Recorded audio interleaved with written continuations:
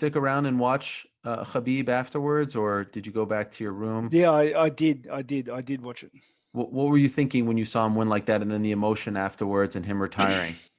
Oh, he's a freak, isn't he? Like, Yeah. good gosh, he's so good. He is so good. He made one of the best dudes in the world look not like one of the best dudes in the world. It's just phenomenal. I'll tell you right now, I wouldn't want to take a fight with him. I'm much bigger than he is. He's a scary dude, and his show of emotion, I think, was expected. You know, it's an emotional thing, especially because of everything that he's had to go through to get to where he is, and then the fact that he's hanging up the gloves. You know, it was touching.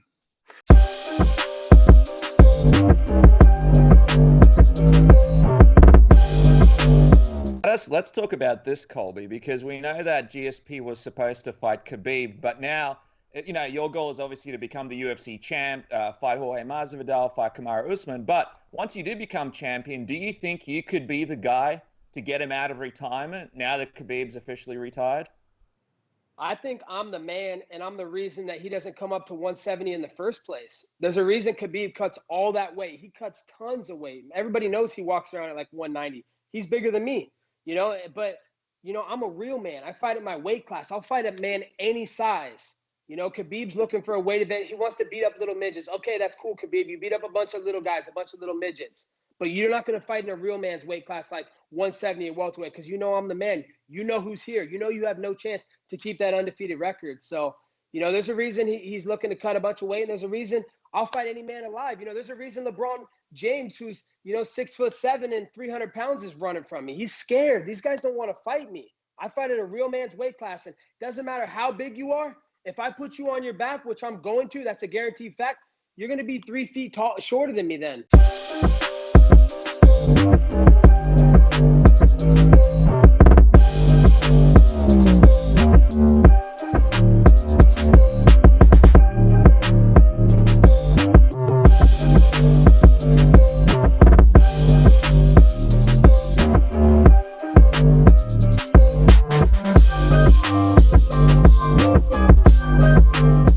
I just want to touch on Chimaev just quickly. Are you disappointed that it's against Leon Edwards? And if he does lose against Leon, because Leon is obviously one of the top guys in the division, it's quite a step up in competition.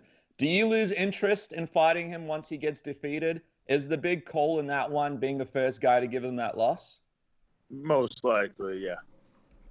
Most likely, if he loses his next fight, the interest would just be completely gone. Especially a guy with his record, you know, with his experience level, which is really not much. You know, the reason why I was taking that fight is because there was so much hype behind him, and so many people thought he was really good. But if he was to lose and be exposed by Leon Edwards, what's the purpose of me fighting him?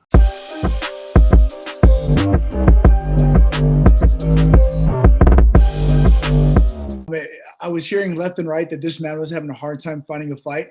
And I stepped up over and over and over again, saying I was willing to fight this man. I even took it a step further in that every single time that there was an article or there was a post or there was an interview or video, whatever it may be that involved him not getting an opponent, I took a step further and threw my name in the hat there as well. So like not just making known to the UFC that I was ready to fight, but making known to him, his manager, and the fans as well. And it was pretty frustrating that I didn't get that matchup. It was even more frustrating that it went to Leon Edwards. Because if I'm being honest, like Khamzat, the fight, it wasn't a fight that excited me at first. I mean, the guy was he had some hype behind him. He's on a 3-fight win streak. He's undefeated. Yeah, it's a guy I would love to test myself against. But in reality of it, I personally did not think he deserved a top 10, a top 15 opponent. But because of lack of activity at the welterweight division, I saw his opportunities to one, keep busy, two, go out there and make a bigger name for myself. And that's why I was even entertaining the idea of fighting Khamzat. And so ultimately, why didn't you get it? I have no idea. I mean, I thought it was a done deal. I literally got on the phone with my manager on Thursday, and he was like, "Hey, man, it's a done deal. We got you to fight. We're good to go." And the next day, I leave sparring after like making adjustments and figuring out who my training partner is going to be and that kind of thing. made adjustments, getting ready for camp for Khamzat. And on my way home from the gym, I start getting notifications that he's fighting Leon Edwards. I'm just scratching my head like, wait, what? Like, how did that even come about? Like as far as I knew, Leon Edwards wasn't willing to fight a guy that wasn't ranked below number 5. And so much so he wasn't willing to fight a guy who wasn't ranked at all. So the fact that that fight even came about, I was just dumbfounded. I was blown away by that. And did you get an explanation? Like, did you then call your management and say, okay, like what happened? How did we go from having it to not having it? No, not at all. I mean, the only thing I can possibly think of that caused this fight not to go through is his team thought it was a better matchup for him. I'm not going to sit there and toot my own horn and say that finding a number 8 guy is a better deal than finding a number 3 guy, but I'm pretty sure his team might have thought that Leon Edwards was the easier fight for him. He matched up better against Leon Edwards than he would against me.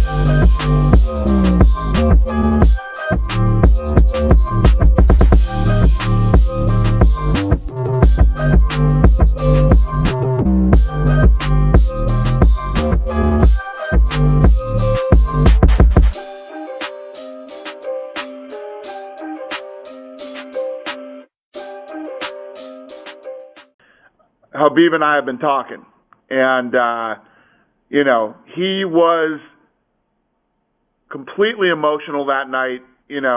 When he got through that fight, I have a feeling that he might go for 30-0. So you think he's going to be coming back, is what you're saying? Yeah, I do. I think that he's not going to retire. I think his dad wanted him to get to 30-0, and I think he wants to honor his dad's wish.